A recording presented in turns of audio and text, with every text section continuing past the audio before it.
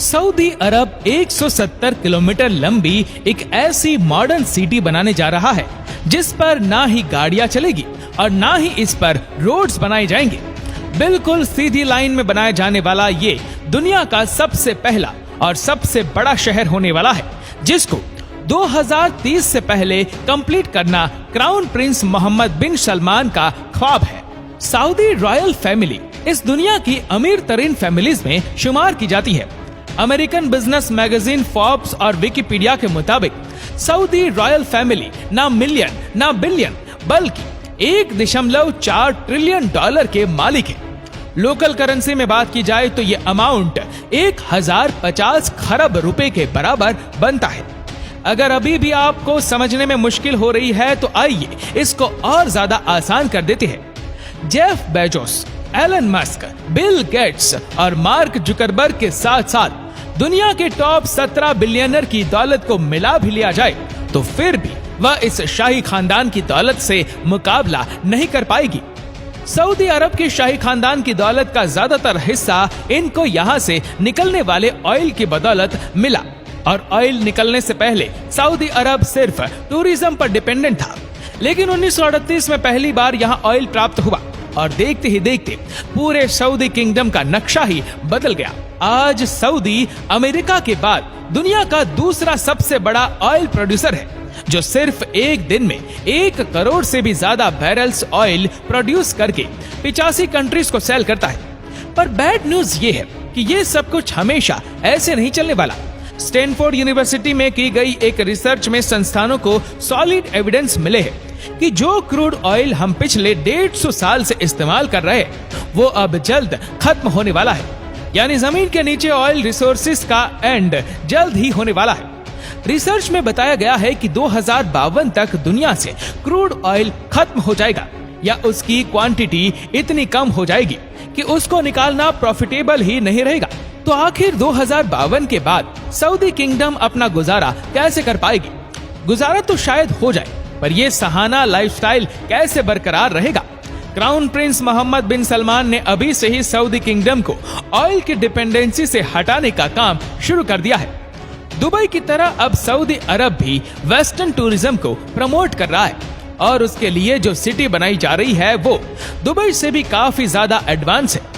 ये शहर दुनिया में मौजूद दूसरे शहरों से काफी ज्यादा अलग होगा, क्योंकि जहां दूसरी सिटी सेंटर से स्टार्ट होकर आहिस्ता आहिस्ता बाहर की तरफ फैलती जाती है, वही ये सिटी एक स्ट्रेट लाइन में होगी और वह भी 170 किलोमीटर लंबी लाइन। ये लाइन सिटी, जिसका नाम नियोम रखा गया है, ये सऊदी अरब की इकोनॉमी को डाइवर्सिफाई करने का सबसे पहला अमल है। मोहम्मद बिन सलमान के मास्टर प्लान में 2030 तक सऊदी को ऑयल की डिपेंडेंसी से हटाना भी शामिल है। नियोम सऊदी अरब की तबुक प्रोविंस में बनाया जा रहा है, जहां पर गवर्नमेंट ने इस नई सिटी के लिए एक स्पेशल जोन अलर्ट दिया है। इसका एक साइड गल्फ ऑफ अकाबा और दूसरा साइड रेड सी को लगेगा, जबकि इसके साहिल से सिर्फ 5 किलोमीटर दूर इजिप्शियन सिटी शर्म अल शेख है, जो ऑलरेडी एक टूरिस्ट हॉटस्पॉट बन चुका है। दोनों कंट्रीज का प्लान है कि नियोम और शर्म अल शेख को एक ब्रिज के जरिए भी कनेक्ट किया जाएगा, जिससे दोनों कंट्रीज को न सिर्फ टूरिज्म में फायदा होगा बल्कि दोनों के दरमियान इजराइल को बाईपास करके एक लैंड कनेक्शन भी बन जाएगा। सऊदी गवर्नमेंट की तरफ से नियोम का जो नक्शा प्लान किया गया है वो वाकई काफी इंटरेस्टिंग है। क्राउन प्रिंस का कहना है कि लाइन सिटी के बेशुमार फायदे हैं और ये दुनिया को नेक्स्ट लेवल तक लेकर जाने का एक रोल मॉडल होगी। ये सिटी 3 लेवल पर फैली होगी, जिसमें ग्राउंड लेवल पर ना ही गाड़ियां चलेंगी और ना ही कोई रोड बनेगा, बल्कि यह लेवल नेचर से भरपूर होगा, जहां सिर्फ पैदल चलने वालों की जगह होगी। दूसरे लेवल को सर्विस लेयर का नाम दिया गया है, जिसमें सारी कमर्शियल एक्टिविटी जैसा कि शॉप्स, ऑफिसेज और मॉल्स होंगे। इस लेवल पे रोड होंगे और गाड़ियां भी इसी लेवल पर चलेगी। नियोम का तीसरा लेवल इस सिटी की बैकबोन साबित होगा, क्योंकि जहां ultra high speed transport system बनाया जाएगा, जो लोगों को 170 किलोमीटर पर फैले शहर के एक कोने से दूसरे कोने तक सिर्फ और सिर्फ 20 मिनट में पहुंचाने की काबिलियत रखेगा। नियोम दुनिया की बाकी सिटीज के मुकाबले में बिल्कुल डिफरेंट होगी, क्योंकि ये पूरी सिटी, इसमें मौजूद electrical system, transport system, industries, सब कुछ रिन्यूएबल एनर्जी के जरिए चलेगा। यानी जो ऑयल 2052 में खत्म होना है, नियोम के लिए वो 2030 में ही खत्म हो जाएगा। ये लाइन सिटी जहां रेड सी के साहिल से गुजरेगी, वहीं इसका ज्यादातर हिस्सा 4500 फीट ऊंचे पहाड़ों से भी गुजरेगा। और सऊदी गवर्नमेंट ने इस हिस्से को ट्रोजेना का नाम दिया है।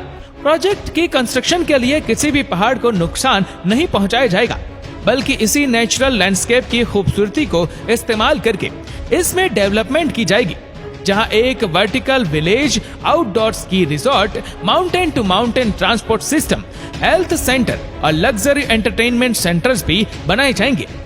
इस लाइन सिटी की जियोग्राफिकल लोकेशन ऐसी रखी गई है कि दुनिया की 40% पॉपुलेशन यहाँ 4 घंटे में पहुंच सकती है। और सऊदी क्राउन प्रिंस का टारगेट यहाँ 2052 तक 1 अरब की पॉपुलेशन अट्रैक्ट करना है।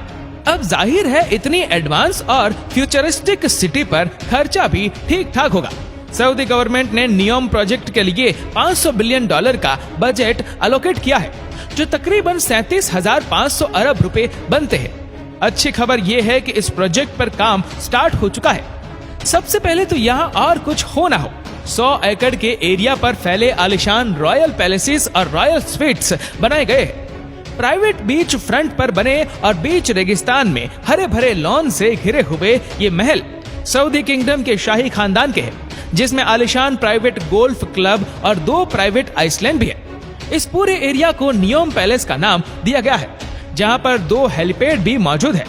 अब वापस चलते हैं प्रोजेक्ट की तरफ।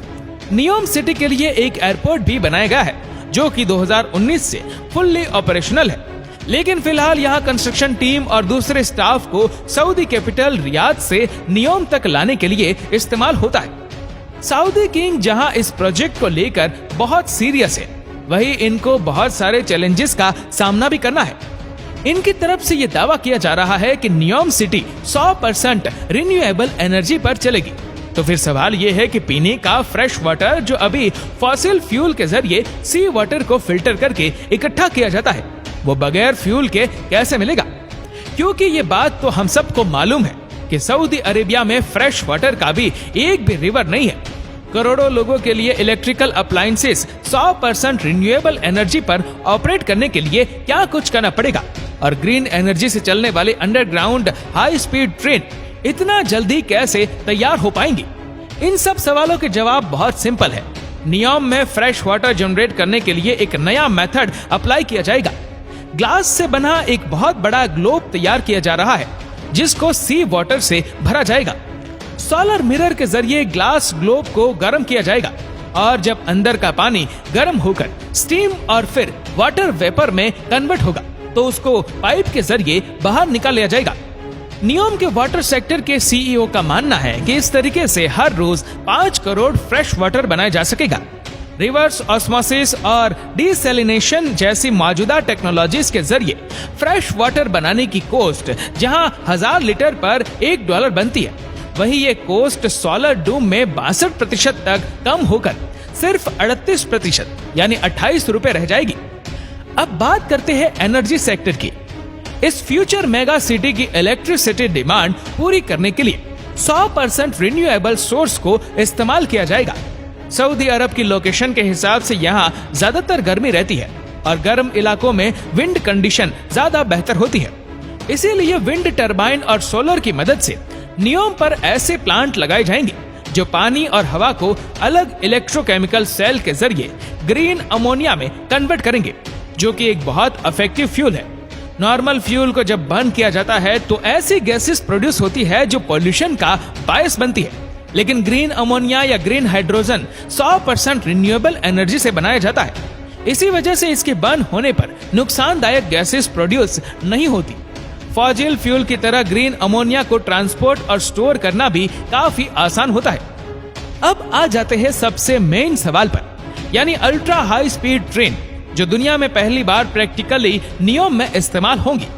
ये high speed train 482 kilometre per hour से ट्रैवल करके सिर्फ 20 मिनट के अंदर अंदर लाइन सिटी के एक कोने से दूसरे कोने तक पहुंचा सकेगी। ये ट्रेन जिस टनल में चलेंगी वहां हैवी मैग्नेट्स लगे होंगे, जो ग्रीन इलेक्ट्रिसिटी की मदद से ट्रेन को पुश या स्टॉप कर सकेंगे।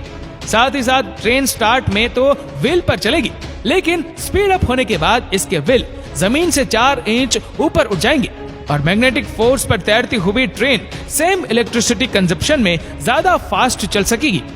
इस सिटी का डिजाइन बिल्कुल स्ट्रेट लाइन भी इसी वजह से रखा गया है ताकि अल्ट्रा हाई स्पीड ट्रेन को सफर के दौरान टर्न की वजह से स्लो ना होना पड़े। कई एक्सपर्ट्स का मानना है कि इस लेवल की फ्यूचर सिटी और इसमें यूज होने वाली टेक्नोलॉजी को 2030 तक बनाना पॉसिबल नहीं है, लेकिन नियोम प्रोजेक्ट का विजन और इस पर की जाने वाली मेहनत से एक बात तो क्लियर है कि सऊदी किंगडम अपने फ्यूचर को लेकर काफी सीरियस है और वेस्टर्न टूरिज्म को प्रमोट करने की भरपूर कोशिश भी कर रहा है। उम्मीद करते हैं कि वीडियो आपको पसंद आई होगी।